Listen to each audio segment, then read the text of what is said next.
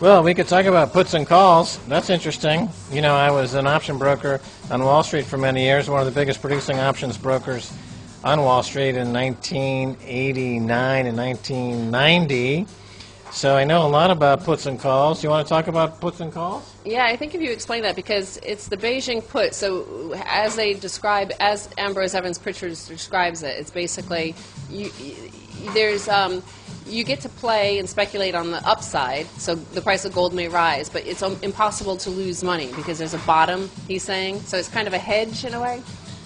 Well, puts and calls refer to the option market, formal option market. The listed option market started trading in Chicago Options Exchange in the early 1970s based on the Black-Scholes model, or the formula, the option volatility formula, which allowed for the first time for the value of options that were out of the money, options that were had no intrinsic value, to carry a premium or a price based on this volatility formula, which was tracking volatility in the option. Now, it's very important because when people talk about derivatives, you know, this is really the beginning of what derivatives are. An option is a derivative. The value of the option is derived from the underlying, let's say, in this case, a stock. So if IBM stock trades in New York, there's an option to buy IBM stock at the current price trading in Chicago. And if the option to buy IBM stock is to buy IBM stock at $100 a share, and the price of IBM stock is, in fact, at $100 a share, you can say that any price that people are paying right now is called the premium. They're paying more than the actual value of the stock, and they would do this because they think that the price of IBM is going to go up. So that's the story with a call option. You have the option to buy the stock at $100 a share. And if the stock goes to 120, then the value of that option goes up. If the stock goes to 90, then the value of that option would go to zero, and something like 90% of all options, in fact, expire worthless in this exact same scenario, because an option has a set period of time that it exists. You know, 3 months, 6 months, or 9 months. Okay, that's a call. It's easier to understand what a call option is. You know, you're buying a call option, price of the stock's going up. It gives you a way to participate in the upside of the stock for very little money. So to clarify, so IBM is $100, for example, and the call option is not going to. You're betting that the price is going to go to 110, but you're not. You're not buying the option for $10. You're buying it. You're buying it whatever the market determines it is, maybe $1 or $2 or $3 or more. All right. So if you think IBM is going to go higher than $100 a share, you have the choice of either buying IBM for $100 a share, and thus tying up $100 per share in capital in your account, or you may choose to buy the option, which might only be trading for $1. Now, if IBM goes to 110, the value of the underlying stock goes from 100 to 110, you're making 10%. If you're buying an option for $1 and it goes to 110, the option goes from $1 to $10.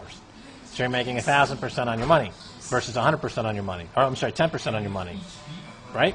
Yep. So it's 1,000 times 1,000% versus 10%. Now the risk obviously is that the option expires before IBM moves at all or moves down, in which case you put up $1 and you lose $1. So that's. But had you bought the share instead, speculating that it would go up, you would still have the share, right? That's right. If you own the stock and you own the shares, you own the shares. If you pay cash for those shares, you own the shares, no matter whether it goes up or down, and you collect the dividend. If you buy the option, it's an option to buy the stock at that price for a limited period of time. The risk on buying a call option outright in this way is a lot higher than buying the stock. But let's move over to puts for a second. If you buy a put, it gives you the right to sell the IBM at $100 a share.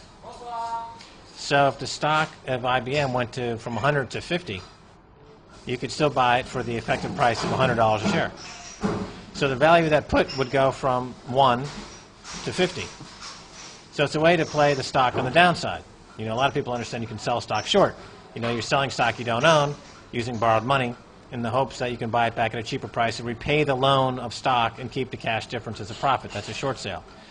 Buying a put means that you're buying the option to essentially sell the stock or put the stock at the current price, let's say $100 a share, or the price, the options come in different, they're calibrated according to what are called strike prices. So you might have, in IBM's case, there could be an option to put the stock or sell the stock at $100, $95, $90, $85. Those are called strike prices. So the price then, whether it's depending on the strike price and the time left in the option, that's the value of the option.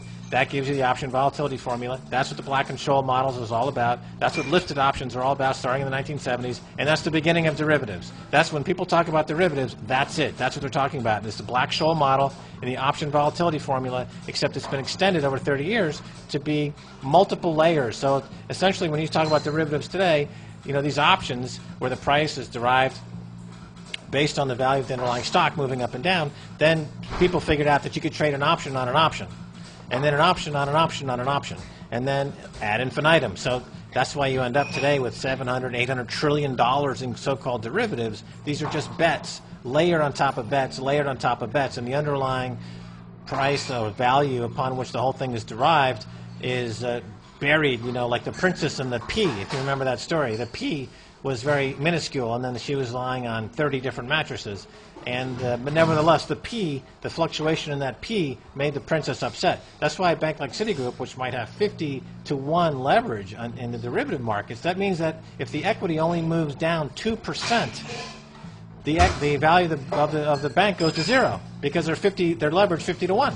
Which is this is the problem in the Wall Street. All these banks are leveraged 30, 40, 50, 60-to-1. It only takes 1 or 2% move down, and that's the whole crisis in a nutshell, going back 2 years.